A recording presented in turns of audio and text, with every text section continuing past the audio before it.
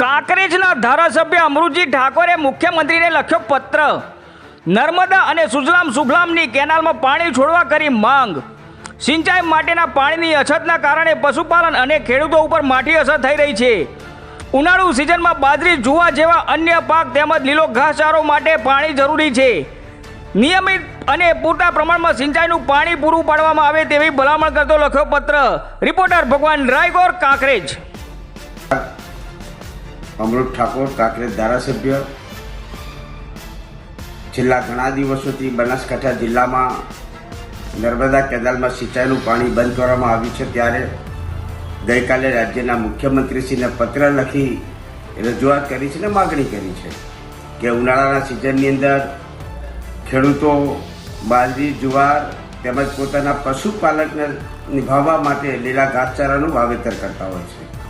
આ સમય દરમિયાન પાણી બંધ કરી દેવું એ યોગ્ય નથી।